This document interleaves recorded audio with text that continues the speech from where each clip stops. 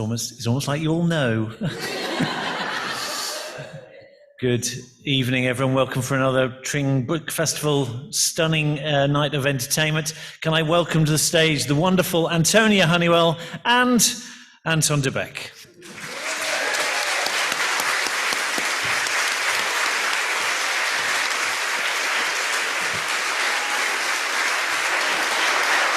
Dun, dun, dun, dun, dun. Yeah. Hello, what an absolute joy and pleasure to see so many of you here this evening. I will try very hard to temper my enthusiasm, but look what I'm doing, people. I am sitting on the stage with Anton Du Beke. Welcome to Tring. Thank you very much indeed. Thank you. Look nice. Aren't they? Look at us all out on a school night. Look nice. Isn't it fabulous? And you've had the very good sense to organise your children at a sleepover tonight? Yes. Yeah. So they're at a sleepover. My wife's out with some friends. They're having a quiet evening. Apparently, it's one of her girlfriend's birthdays. Okay, so that's they're having going to a be quiet evening, which quiet. means I'm not going to see her till tomorrow afternoon. And we are having a quiet evening too, because we are not here strictlying, although I dare say we're going to go that. No. This is actually nice. Anton Du Beke, the writer, your fourth novel. Yes. Isn't it a thing of beauty? Look at that. Look at that. It's published today, so congratulations. Today as well, 3 o'clock this afternoon, out it came. Welcome to the world. Whether you want it or not, you've got it. We do want it. So let us go to Anton the writer. Yes. Who is he and where did he come from? Well, this is a very good question, if only I knew. Well, it's like all things really. It's just me doing what I do. It sounds rubbish explanation, that, isn't it? I wish I'd practiced these questions. I like doing things. Let me tell you this. I'm going to ramble on for a minute. You do all that. Right? And yep. It's okay. If you want to I've got a really good book to read. Every now and again, interrupt me, because I'm going to tell you what it's like being me in my head. The one thing I don't like is silence in my head. I don't like an empty space in my head. It's a terrible thing. So I like to fill it with stuff. And it normally means this. I like being in front of people. Now, whether I'm sitting here with you and chatting with, I like talking. I don't know what it is. So I like this. And so whether it's this, or whether I'm dancing, or whether I'm doing a number, or whether I'm writing something, it all feels essentially like the same thing to me, because it's all what's going on in my head coming out in some sort of a way. And I was going to tell you something actually, which is a secret, but so I won't tell you. But no. But you'll have to wait because it'll be in about 18 months' time. Something else is going to happen, which will be really exciting.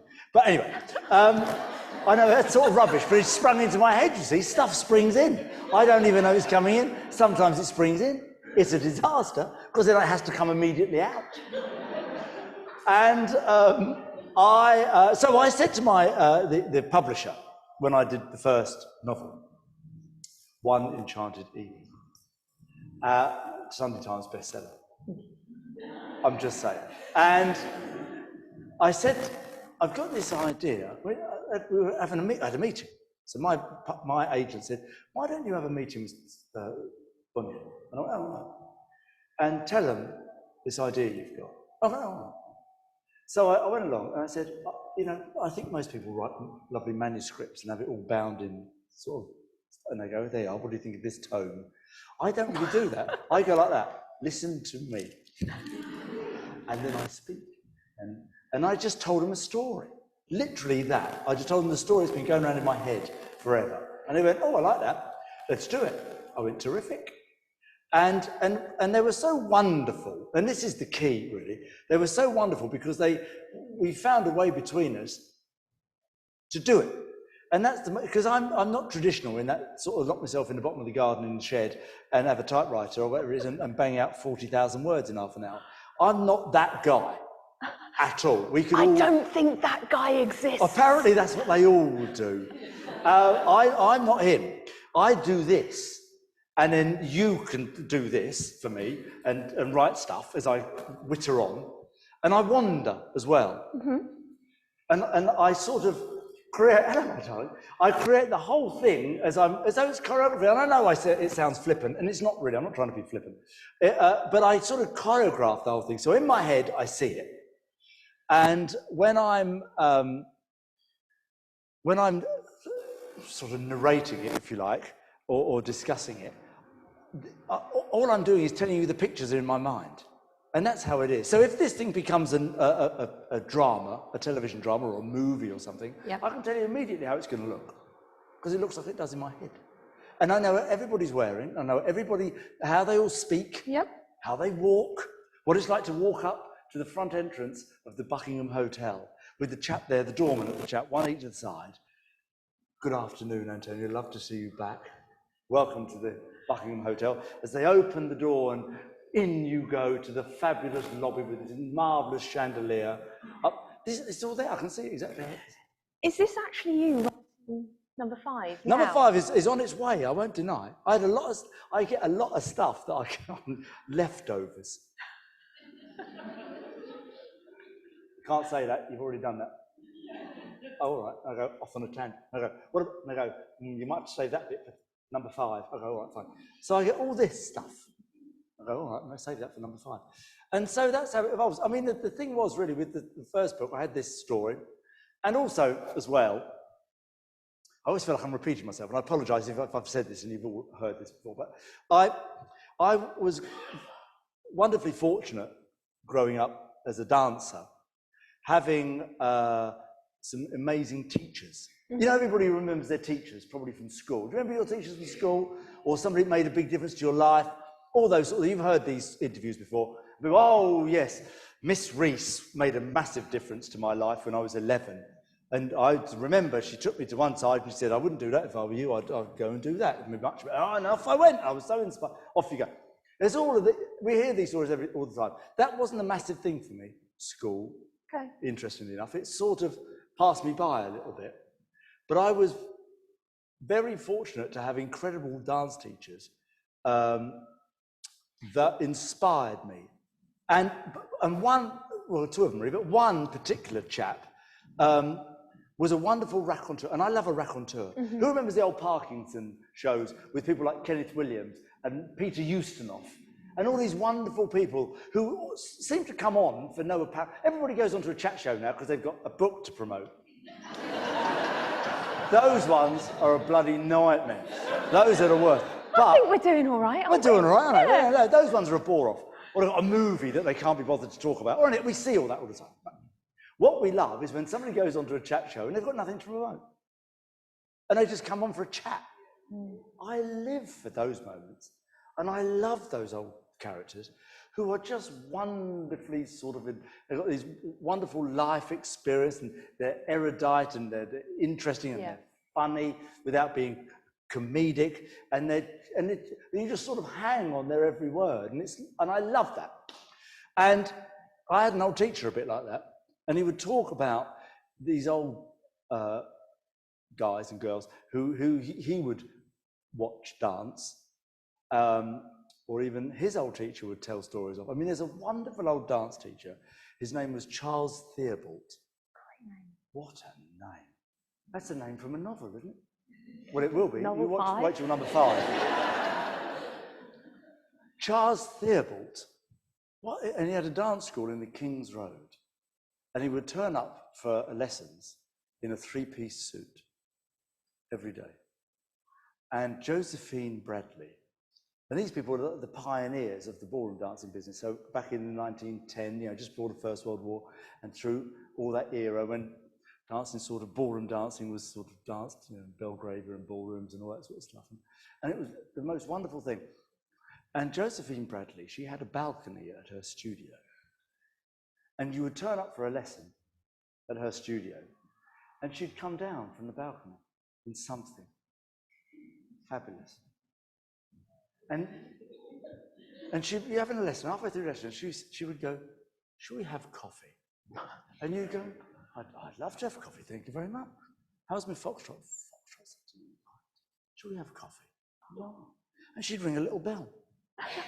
And out somebody would come with a tray and coffee, like that, about 11 o'clock. Put it on the table, and you'd have coffee, and you'd discuss your lesson. I think, marvellous. And the coffee was a bit cold. There was obviously coffee left over from breakfast.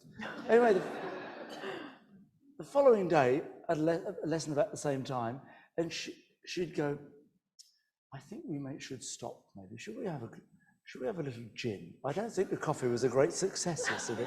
And you'd ring the bell, and out you'd come with a little tray. And I mean, it's like I know it sounds like it's from a different era, and it is from a different era, but I live for that sort of stuff. And all of that goes into my novels. Yeah. Really. All the people I've ever heard wonderful stories about, conjuring up images in my mind, and I love all that. And that's the sort of stuff that goes into my novels. And the reason I set the novels at the time any minute now, you'll be able to ask a question. And any second now, I'll take breath. Go for it then. And I started the first one on about 1936. 1936, yeah. And I find the first part of the last century fascinating because I was always a bit of a history buff. At school, my favourite subject was history and sort of onward from there, historical programmes, etc. Anyway, so I loved it. And I set it then because I found that to be a really fascinating time. And anyway, so I decided to set it then in the hotel. It's sort of a bit Poirot in its settings as well. And I love Poirot. David Suchet's one, not the recent one. And marvellous. And all that, and a lovely suit. Everyone's dressing for dinner. Oh, come on, we should all dress for dinner.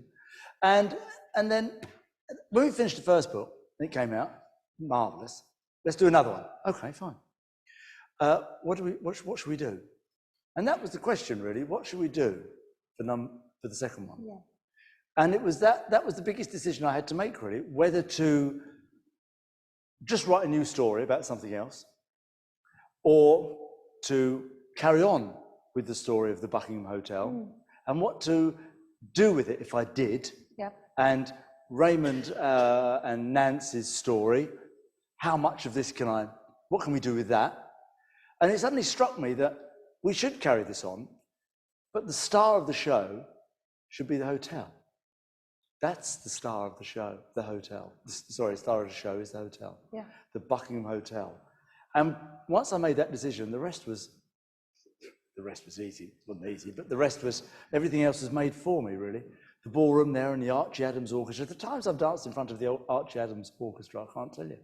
And that wonderful ballroom with incredible chandeliers. And that kind of tables around the develops room. through the novels, doesn't it? Yeah. The role of the ballroom in what you're writing about, in the story. It develops through thought. So in this new one, we'll meet again. We'll meet again. We will meet again. It's guaranteed. I'm coming here again next week. But we are hoping to get you to Chorleywood next. Chorleywood? Yeah, it's not too far away. Bring it on. Little bit Chorleywood, right here up we go. there. So we will meet again. But the ballroom is like a character in the novel, isn't it? Is that how it feels to you? Yeah, most absolutely. It's intrinsic, really, as a character. You know, they talk about walls if the walls could talk. And ballrooms are exactly the same. You know, the things that have gone on in ballrooms around the world, and the incredible. The thing about it, it's such an intimate environment, a ballroom. Yeah. Theatres are similar, but a ballroom space is such an intimate environment because when I'm dancing in a theatre, I'll be dancing for 2,000 people like we have here this evening. And the ones at the top. You can't see that on camera, you see. So I'm having a relationship with you all, and we're dancing. And I'm forming a partnership between me and you. Yep. And the orchestra that are here behind us. And we're doing something, whatever it might be, telling a story, having a bit of fun, whatever it might be. But when you're on a ballroom floor, it's just you and I and the orchestra and no one else, because we don't have an audience. We have other dancers, or we have people around the floor, but essentially, people haven't come to watch a show at a ballroom floor. They might come to watch a competition. That's a different ball game altogether. But when it's just you and I dancing to the Archie Adams Orchestra in a ballroom, that's a whole different relationship and performance. And it's me. This is the thing I love about ballroom dancing more than anything else. It's the language of it, really. I know we should be talking about the book, but we are talking about the book. We'll explain and I had the most incredible teacher. It was a lady teacher. Wonderful dancer, world champion many times over. Janet Gleave, her name. And she was all about, if you ever watch me on Strictly Come Dancing, I seem to be a bit like the crazy arm man. Or the guy, I seem to be getting to become that guy. Now your arms are in the wrong place. Well, it's important, really. Now, if we could touch, I'd demonstrate to you why. But we can't. I'm going to stand up and do this. Don't clap me for standing up. I haven't finished yet. Now, the thing about dancing with a partner, which is the thing that really drew me to dance in the first place, was Fred Astaire. I don't mind a bit of solo stuff, but it feels like a bit of showing off after about 16 bars. And so I like dancing with a partner. It means it means more for me. I can tell a better story. So I have a wonderful partner who's very able and adequate and can stand up perfectly well on her own. Thank you very much. True. So she stands here, and we happen to stand close to each other with our bodies touching. But she stood in front of me. Now, my responsibility is not to interfere with her. Please. Don't make up your own gags, madam. She's perfectly capable of being on balance on her own, thank you very much. My job is to dance with her and to give her a lead or the information she requires in order for me or us to move across the floor elegantly together as two bodies moving as one, as I was once told. Now, you might ask, well, why are you leading her then? What's so special about you? Just because you're a man, I suppose. Not really. It's because, as my old teacher used to say to me, when I used to say to him, it's not my fault, again, it's her. He'd said, it's not, it's you, because you have hold of her. So my arm goes round her and onto her back, and I take her hand in my hand. I have hold of her. She just places herself upon me and says, well, do something interesting then, and I might... This is why I crack on about the arms and everything, because it's my responsibility to hold this lady in the perfect position. Now when I'm in this position here and I'm holding her where she wants to be held in a fabulous way, I now move with her across the floor. Now, my old teacher said to me once, I said, what makes a great dancer, a great male dancer? She says, it's very easy. You have to follow what you lead, which I thought was one of the most beautiful things I'd ever heard in my life.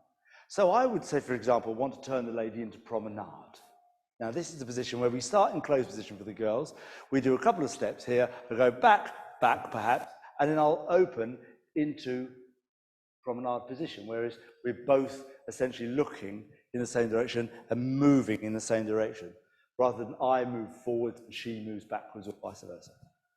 So I would have to do something like this. I'd have to move forwards towards her, that she would move backwards. I would then turn my body towards her, feeling now what she's doing. So I've set the thing up. So I'm leading the movement.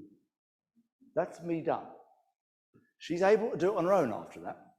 So I now continue with my lead, feeling what she's doing. And when I feel that she's completed what she's doing and she's happy to go, then I'll go.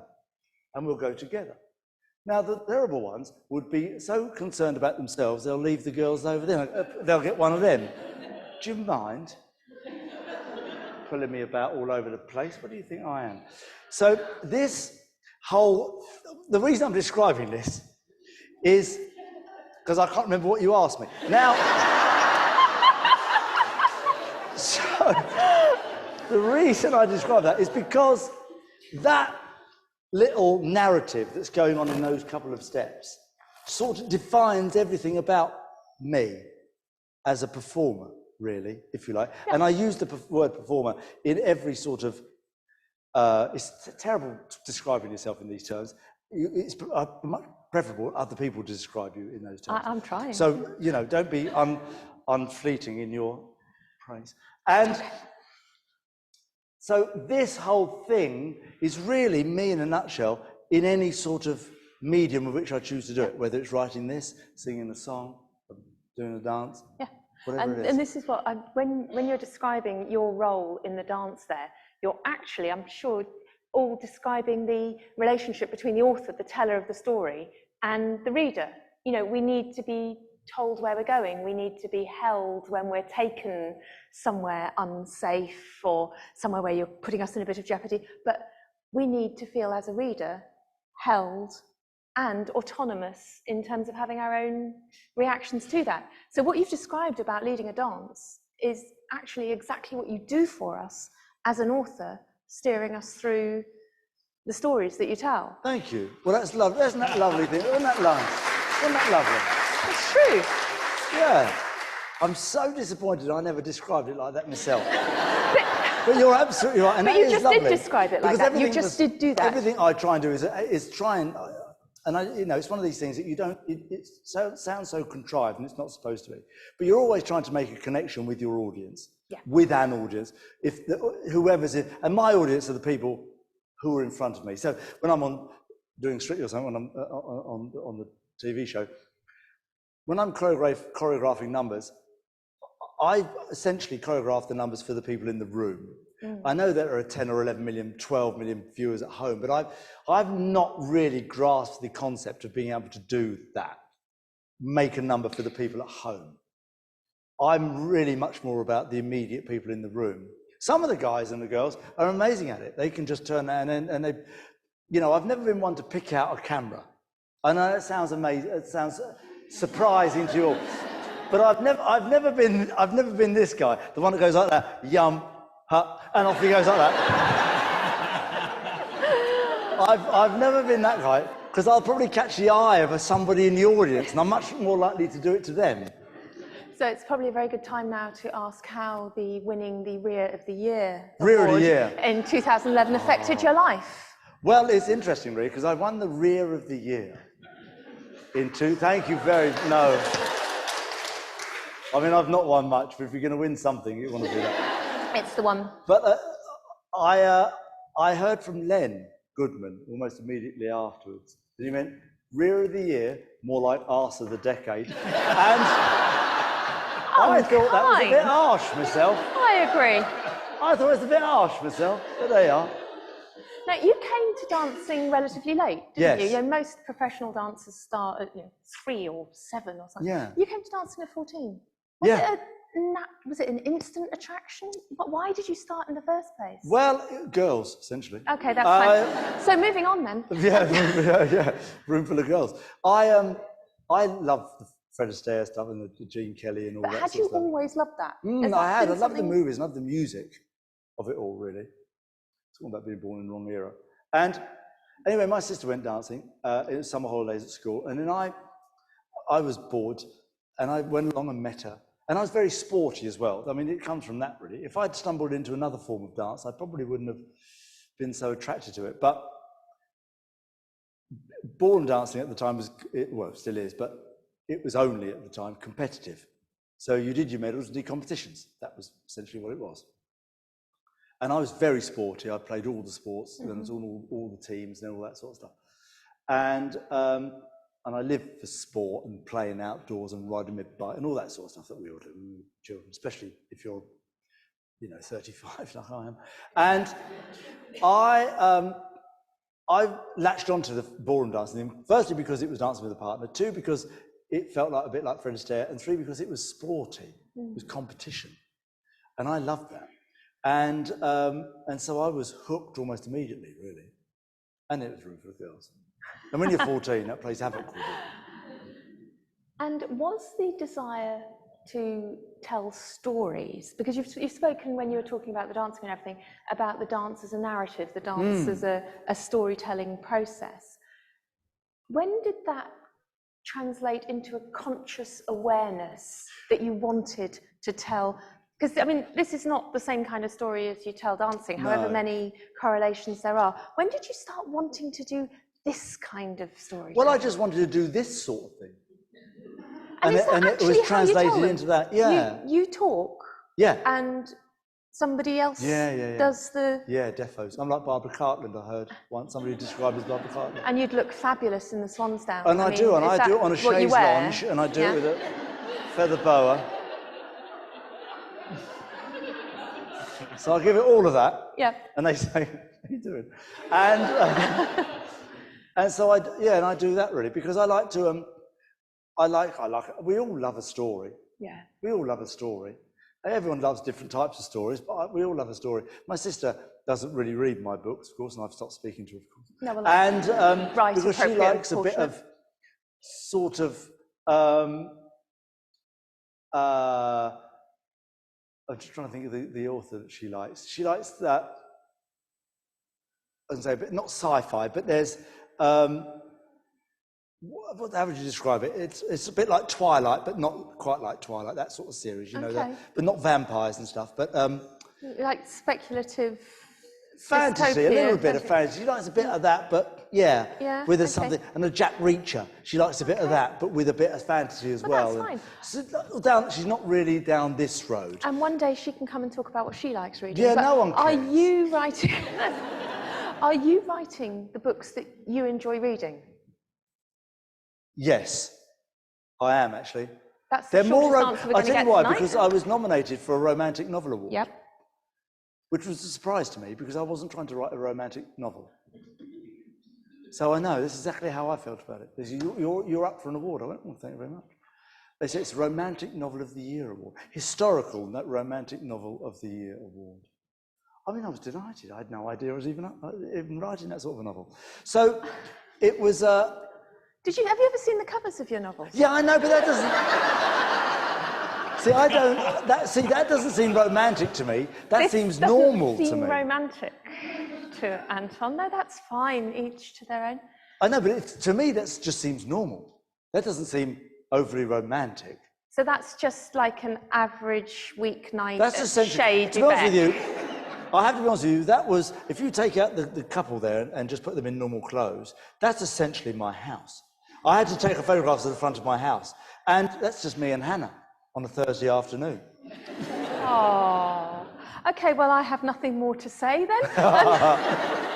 So you set them in a very precise historical era. So, you know, the first one's 1936, and you've taken us through, and now with We'll Meet Again, we're bang in the heart of 1940. Yeah. The war has started. We're in the early years where conscription is becoming a thing, and the effect on the hotel is monumental. Yeah. But the history of them is really well done. Do you ever find when you're, you know, telling your stories to your amanuensis that... My what? The person who writes it all down for you? What did you describe him as? Amanuensis. Amanuensis? That's the right thing, isn't it? I thought he was a violin player.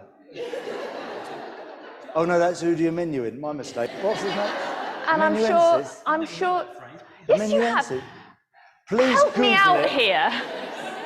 Google, Thank you very much. Is it absolutely you right? can have the first question when we come to the audience. It's how do you spell it? That'll be the first question.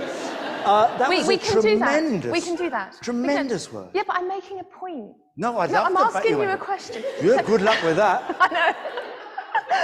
The person who takes your ideas as you speak and puts them all into words on a page, that person. Yeah, amanuensis. This one.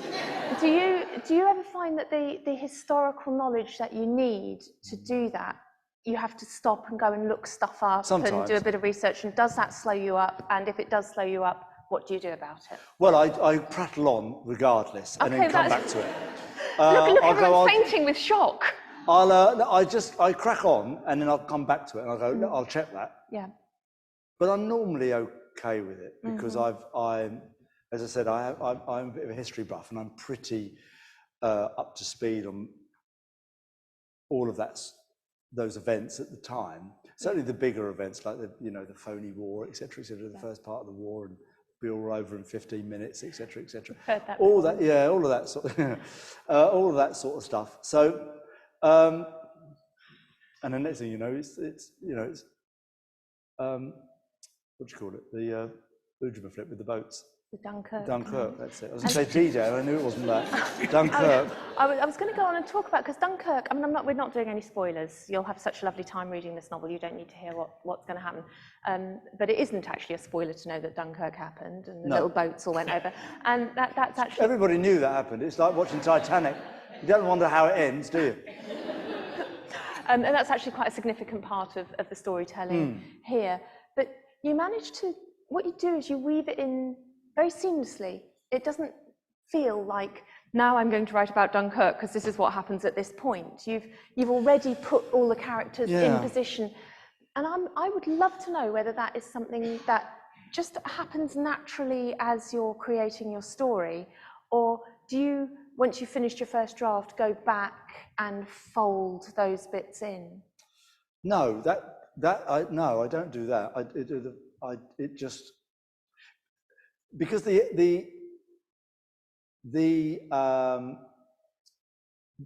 big moments, historical moments, you haven't got any license with, because you can't rewrite history. So you can't say it turned out differently. It was all over by 1941. You can't do all that.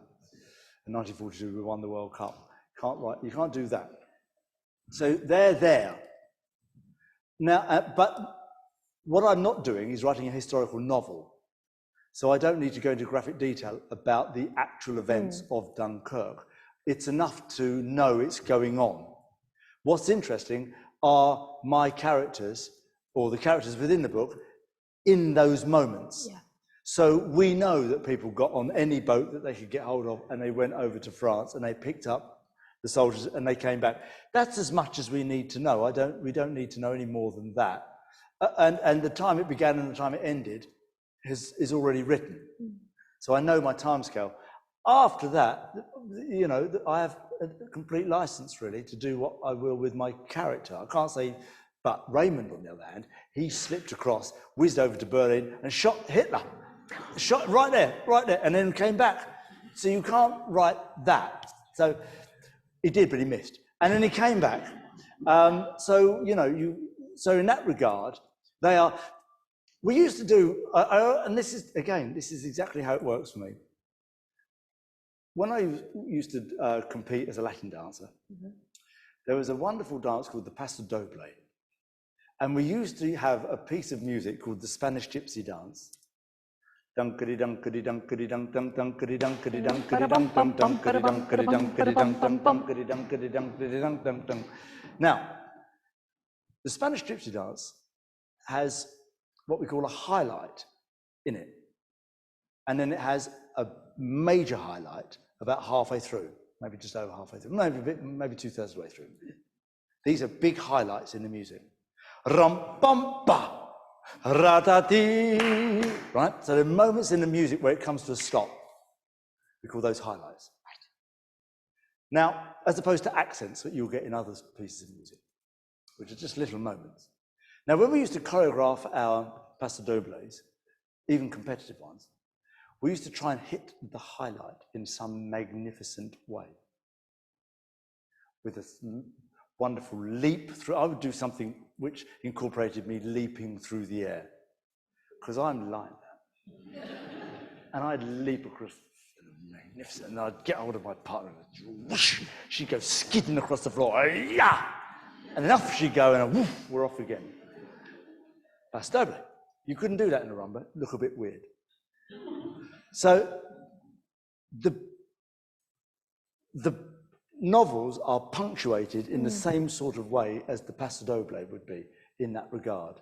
I've got the highlights in the music, which I know they're there. What I'm doing is I'm building up to it, and that's essentially how I do the novels. I have my novel is my beginning, middle, and end, classic description, but I have my highlights, whatever they might be. I like to start with something. Yeah. Like, for example, in A Christmas to Remember, we start with the announcement of the engagement of. Yeah. That's the opening part of A Christmas to Remember. You open the book and you go, I'd like to announce the engagement of. Lovely. And I like that. You go, oh, that's nice. Going to a wedding, fantastic. And we do. And we do. Go to a wedding. And you burn the ballroom down and stuff as well. Yeah, I mean, you do put us through it. It gets a bit to get into, and that's the thing I have the license with, is all of that. Yeah. Get in there and all that, and the relationships. And to me, relationships are everything. It's like this, and it's like that. I'll lead you, and when you've finished, I'll move on. And that's what we're doing here with the books. It's the up, and I love upstairs and downstairs. Yeah, all the that upstairs, sort of downstairs stuff. The upstairs and downstairs brilliant. thing is a very simple way of describing it. You've got above stairs and below stairs. But I also believe, and I know you want to ask me more questions, and I'm just talking. It's so irritating. Right. But I believe that, you know, everybody, an establishment like the Buckingham Hotel will have an upstairs and downstairs, but every individual has an upstairs and downstairs. And it's interesting to tap into that. It's what goes on when I don't see you in public? What's that person like? And now in life, people are more likely to talk about themselves. Wow. In a sort of, you know, they say things like, oh yeah, I struggled, blah, blah, blah. And when I'm not on the front of the camera, I'm actually a bit depressive and blah, blah, blah. All that sort of thing. You know, we heard that about classic comedians over the years, you know, when they're not on stage or in front of the camera, in their personal life, they're a bit depressive. And I'm intrigued by that and really interested in all that sort of stuff. And that's, to be honest with you, that's all the stuff that goes into my books. We're going to open up to you in just a moment, so do prepare your questions. Yeah, no, totally, first question, totally booked. But I just wondered where you are in these novels, because every writer is in their novel somewhere. They just are. And I think I know where I saw you when I was reading this novel, but I'd be really interested in knowing whether you see yourself reflected in any of the characters. You know, we've got the lover and the soldier and the elders and which of the characters has got an Anton Du Beke in it?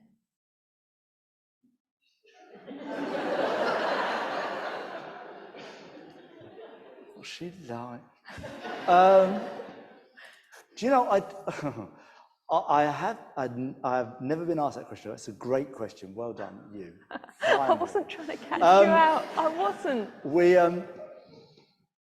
honest with you, I don't know. I would leave that to you to decide, really. Okay. I would suggest there's probably a bit of me in a lot of them, really. Mm-hmm.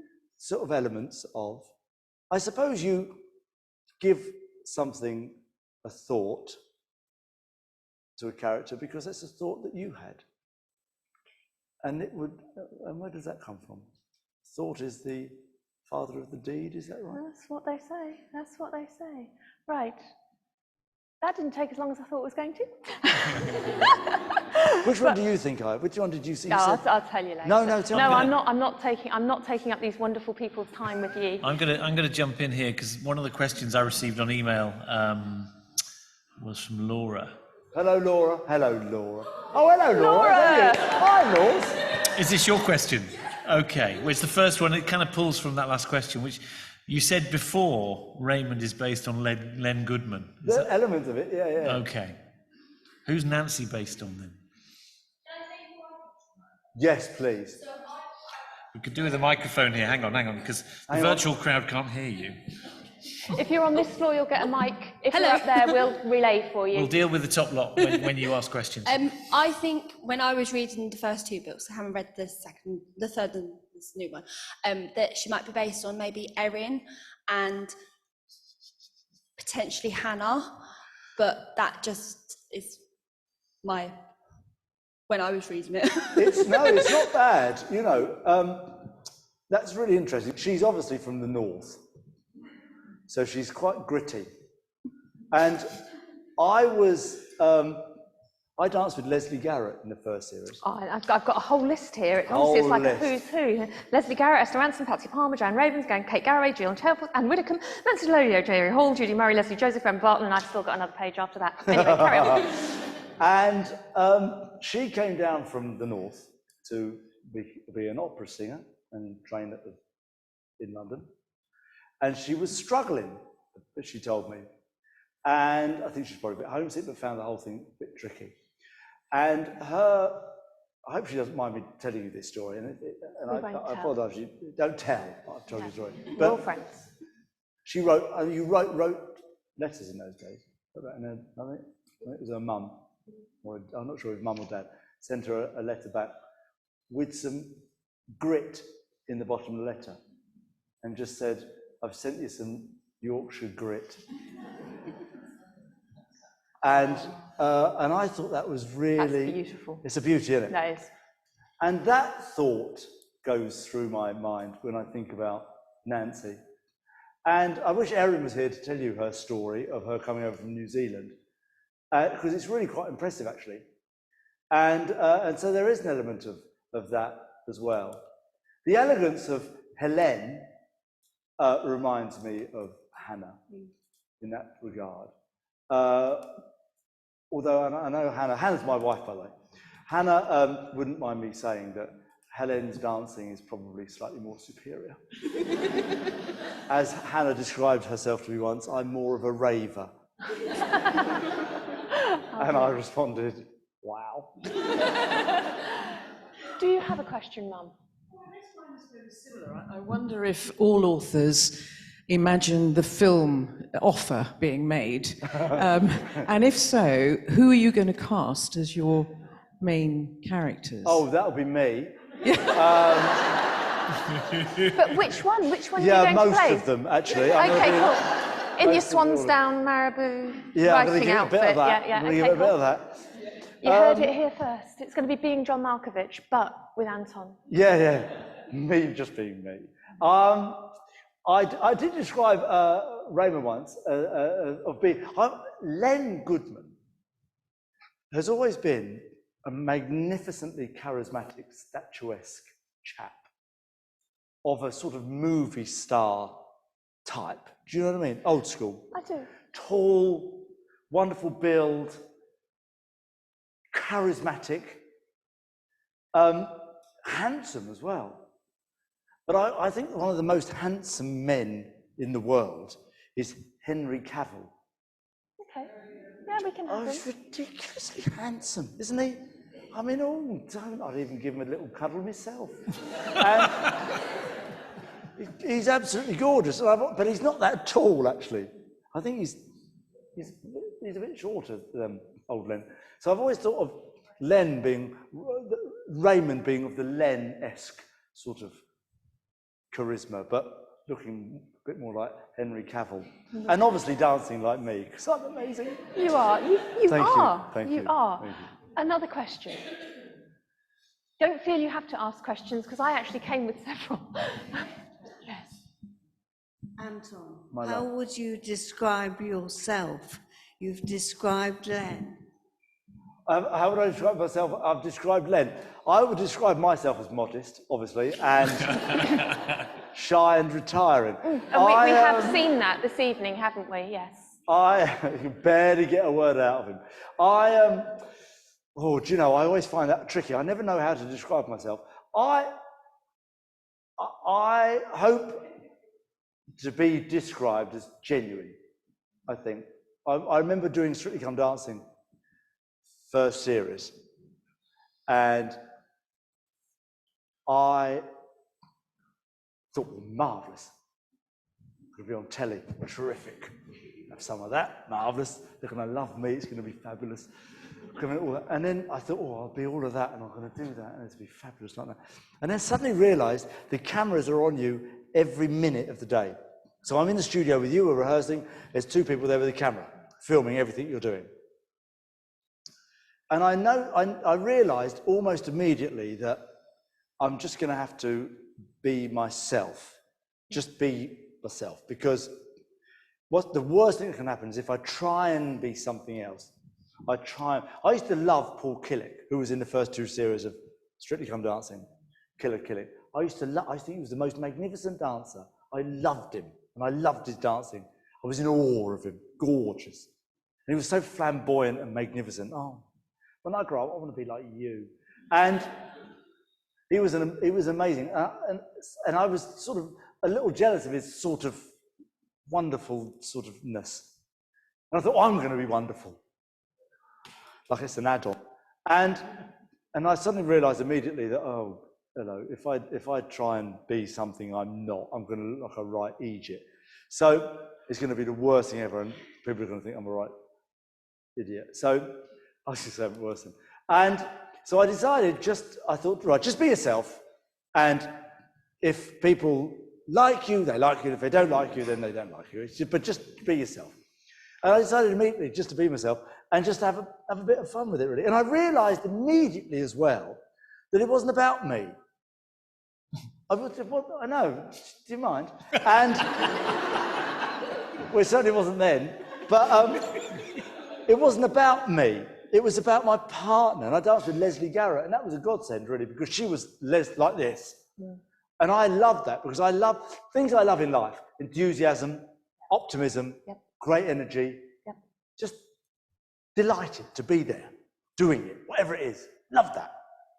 Whether you're coming to see something, whether you're doing something, whatever it is. I love that. It's my favorite thing in the world. It's infectious. And Leslie was like that. And so I'm having the best time ever. And so I was fortunate in that regard that I got her straight up, out the traps, and it made the whole thing much easier for me. But that was my initial thing. Just be yourself. And as I say, I realised, sorry, I was making the point, I realised it wasn't about me. So, because I could already dance, it wasn't about making, look at me, I'm a great dancer. Well, if I wasn't any good, I wouldn't have been there. So I had to park that.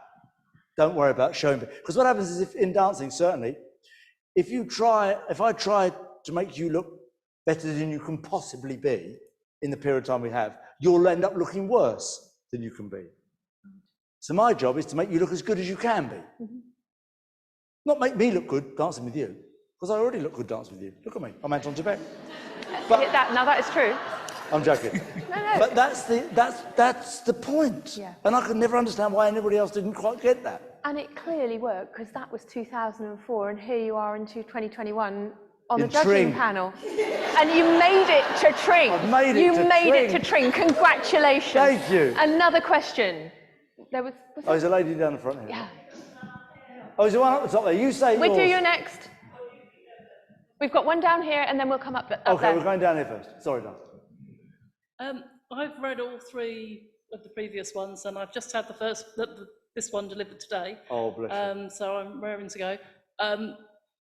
There's so many levels in the book, different storylines. I just wondered, are they sort of set out when you start, or do you sort of add them as you go along? It's sort of, yeah. I mean, I've got my characters. I mean, somebody said to me, who are you going to kill off? I went, I don't want to kill anybody off. I want to keep them all, I love them all. And I'm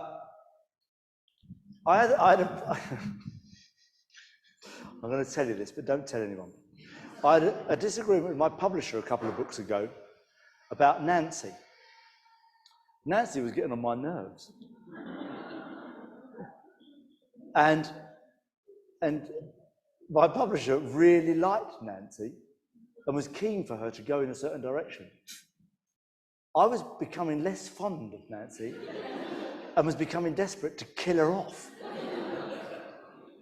But we've managed to compromise to the point where I quite like Nancy again now, and so I'm not going to kill her off. So I don't want to be a spoiler, but she's not dying yet.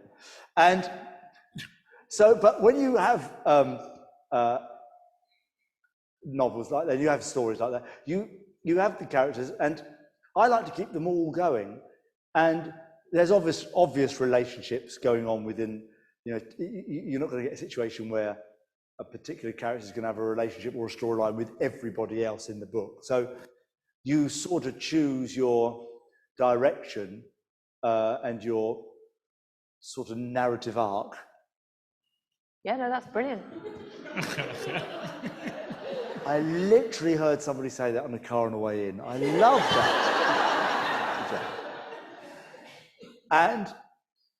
And then you go from there, really. And then, so when things become clearer to me, it becomes easier, really. Choreography is the same. Sometimes again, I keep likening it back to choreography because everything is choreography for me. It's just joining everything together. I get to situations when I'm choreographing a number where I go, yeah, da da da da, da da da da da da da, wham, and I get to here and I go, this is brilliant. I love all that. What now? I've absolutely no idea. I don't even know how to get out of this position. And it's the same with the book. So I try to avoid those moments where I go, I don't know what to do with these people. Kill them off. We can't kill them. We're going to get you out of this position. Yes. Up there. You had a question.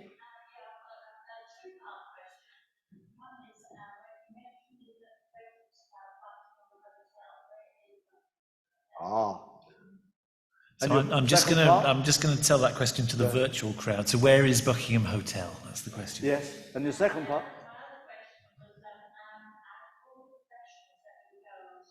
Yes. Oh, only me. Gosh, only me. Second question was which one's the best Strictly professional? Yeah, Well, Anton is from the strict. No, not Oh. Anton is the best Strictly Thank you, professional. my love. Thank you That's very much. fine. We'll move swiftly on to just where is Well, the Buckingham Buckingham Hotel is Didn't a nightingale sing there? Yeah, well, it did, actual fact. thought so. It is it's a sort of a melange of a number of hotels that I've performed at. It's like all of the characters and all the Archie Adams Orchestra, the ballroom. They are bits and pieces of lots of different ones, really. I saw a wonderful Christmas tree in a hotel in Vancouver once that I was doing a show at with Erin about 18 years ago or something like that. And it was in the foyer or in the lobby, as they say out there. And it went through the floors. And I thought it was the most incredible thing I'd ever seen in my life. Like a Norwegian, and actually I referred to it. Yep, there is it has a reference. There is a very fine Christmas tree in the book, and in the that's book. really so. It's all of that, really, all the bits and pieces of different places I've seen over there. And I have to say about the pros, I couldn't really choose one who I think stands out the most because I just think they're all amazing. I think they're all remarkable, and they all have been, and they've been really sort of the thing that's made Strictly work so well over the years.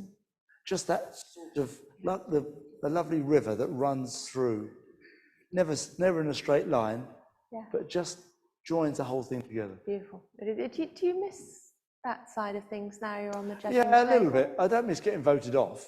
No, that must be really difficult. I'm pretty much over that. Can you see yourself back on the dancing Well, side? that remains to be depending seen. on- I don't know. That's up to them to decide. I'd like to think I Would you could like to stay do it? where I am.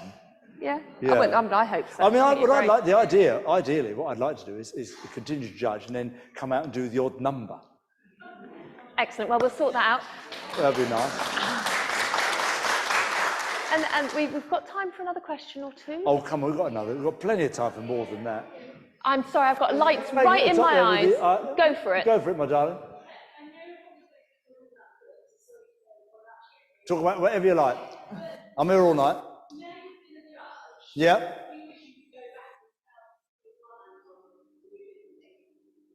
Oh, hilarious. What would I, yeah, did you I get missed that? that question. What was that? Now that I'm a judge, would I go back and tell Series 1 Anton to do something differently?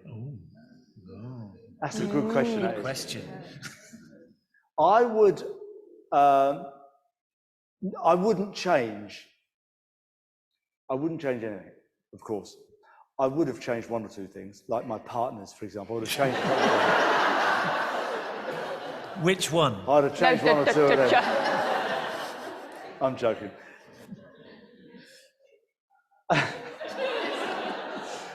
Are there any numbers that I regret? I don't know, because when you've got a celebrity partner, the thing you have in your head that you want to dance on Monday is not the thing you end up dancing on Saturday. It evolves. And let me tell you, the times I've come up with these fantastic things, these fabulous things, wonderful things we're going to dance out, wham, and all that sort of stuff. And I end up with this by Thursday. Okay, go again. Step, tap, step, tap, step, tap. Try it again.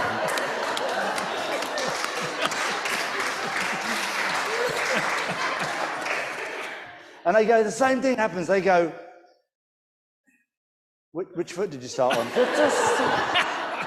I got to the point where I was going, you choose. I'll copy you. It's easier. Just easier.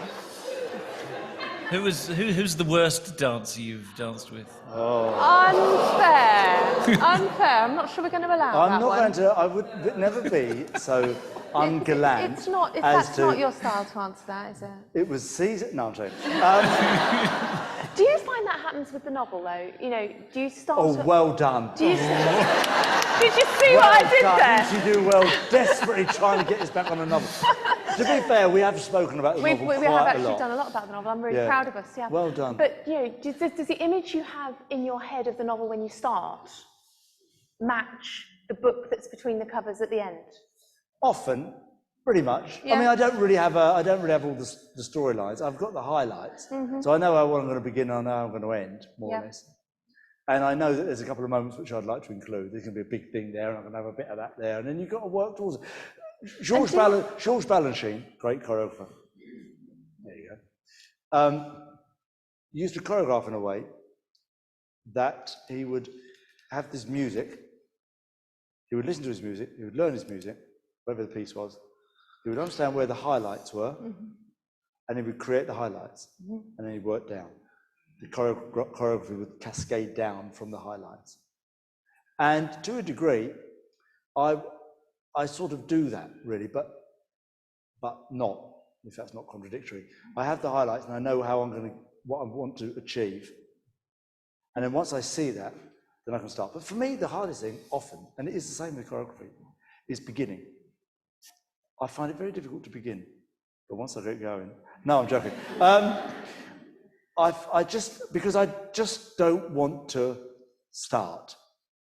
Okay. I want to begin. Be doing it, yeah. I don't want just to start. Do your characters cooperate with you, though? So, like my dancing partners, you mean? I'm just thinking about this nameless person who's going step, tap, tap, and you end. That's not nameless. There's about 8 series in that. Anybody who's watched every series of Strictly Come Dancing will recognise that step. The other one I like to do is this one here. Stand still, I'm going to pick you up. Okay, I think we'll take it that the characters cooperate. Another question. Can I? Up in the corner there. So we'll go to the top and then we'll come back down. You seem to write for women.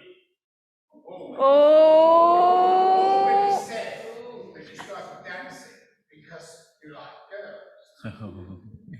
So when did you write for other people as well? Do you know, that's a really interesting question because I'd never thought of that. Let me just relay the question to the virtual crowd. You generally write for women. Yeah. When are you going to write for? I assume you think for men. Yeah. Yeah. This is. Do you know? This is. I think this is a good question, really, because because this isn't something I've considered or thought or deliberately done. I wouldn't know how to answer that really because isn't it fair to say you know who your target audience are? No, not even that. I don't care who buys it, as long as somebody does.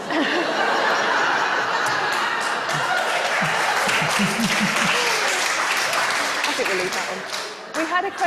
But it is a really interesting question. I'll tell you what you can do. You can think about it all the way to Scotland tomorrow morning. Okay? And then you can phone your answer in. But I've got a few questions. In all seriousness, I don't consider that as a thing. I don't try and write for female. I just write, and I like them, and I'm a fella. So yeah, you are. No, I can maybe see. I shall do a second strand. Slightly more gritty. I think you should just keep doing what you do. Oh, I'll do that. I think you then. should just keep I'll doing what you both. do. Now we've got a There's question lady over here, there. and we've got some questions online. So hello, sorry, I'm really short and sitting at the back. Hi, Anton, congrats on your book, or books and everything, and the judging and everything. I've got like 20 questions swelling around my head, so I'm going to try and be selective. My first question is, are you still dancing? Yes. Are we going to get to see you dancing again at some point? Yes. Excellent. On tour though, not on Strictly. Okay. Certainly not this year because of COVID. I might have danced in Strictly this year, but unfortunately for COVID, everyone's bubbling. I'm not allowed to dance. Fair enough. But, well, I'm touring next year with some shows, so I will be still dancing. Lovely, I'll buy tickets. The next question I have is, you were talking about how writing was something you wanted to do because you need to keep your mind busy. What does writing do for your mind, and what does dancing do for your mind and your being? How does it nourish you? That's what I'm interested in. That's a tremendous question. It is just the joy of creating, really, I think, and being able to put something across that you hope translates and has a connection with an audience. Again, it's all about audience. Otherwise it's just practice for me in front of a mirror, just rehearsal. Resonates was the word I was looking for. But it's that, really. It's that feeling of creation, really. And I don't like it sounding poncy because it's not supposed to be, but it's imagination put into something physical. And creation is the opposite of war, isn't it? It's the opposite of destruction. It's what keeps us going, particularly in a time like we've been living through the last 2 years. We've got some online questions. Shall we? Lovely. I'm conscious we're 4 minutes over, so we are running. We are running late. So. I've nowhere to go. Okay. Let's deal with a few of these in quick questions, maybe short answers. Quick fire. If you could dance with any pro or celebrity, this was Laura's question. I wonder whether I can broaden that to anybody from any period of history. Who would you want to dance with? Well, I would love to have done a number with Fred Astaire, of course. There's a great number called The Babbitt and the Bromide. He dances with Gene Kelly. If you ever get a chance to go on YouTube and watch it. It's just the most brilliantly put together number ever. I love that. I've always fancied dancing with Sid Charisse. I met Sid Charisse once. She went, "I'd love to have a dance with you." I went, "That'd be marvellous." I always fancied dancing with Darcy Bustle. Yeah, that would be We something never got the chance to do anything, but I would love to have had a dance with Darcy Bustle. That's the girl. Fantastic answer. Yeah. Brilliant. Next one. This is from Gillian. Will you and your wife be encouraging your children to move into dancing? They already do it. They already dance. You can't stop them from dancing. They like being picked up and thrown around. Excellent. My daughter likes the thing that, you know the bluebird lift where you roll up onto the shoulders. She loves doing that. My son does as well. And then we do the dismount where they go like back down again. Wonderful. Marvellous. Well, the other one she likes to do is, they both do actually, because one does it, the other one has to do it. If you stand up, I'll do it with you. I'm not allowed to touch, but I'll demonstrate it. What you have to do is you have to put your head between my knees.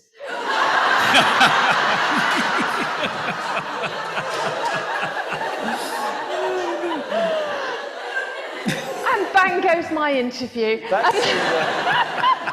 seems less appropriate when you're not 4.5 and my daughter. Yeah, I'm not. I'm neither 4.5 nor your daughter, but actually, come back after COVID. I'd love to learn some leaps. So one more question. If you're going to be a Strictly dancer next year, who would you choose as your celebrity partner if you could choose from anyone across the country or the world even?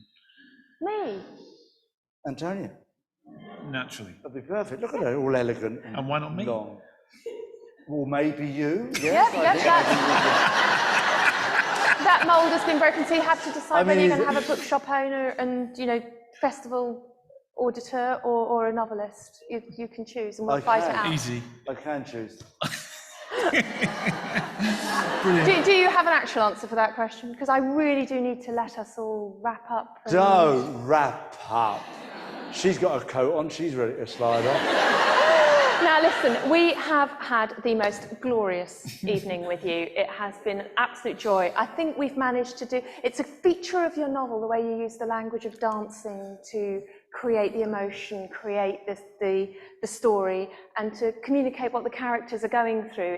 It's something that happens very naturally through your writing. It's very beautiful and very effective. And I think we've seen this evening in your working methodology how that personality and the concerns of your life do come through your novels. It's a beautiful novel. It would make an absolutely gorgeous Christmas present. Just hashtag just saying. And you said you've got one of your characters in the novel saying, I think I have to be what the world wants me to be. I don't think I've got a choice. And I think that's what we've seen today. Very genuine, very authentic person who's been very generous with your time, your stories, and your talent. Thank you so much for being with us tonight. Thank you. Thank you very much. Thank you.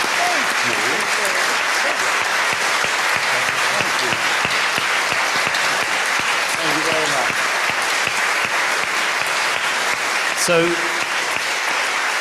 So we're going to do a book signing now.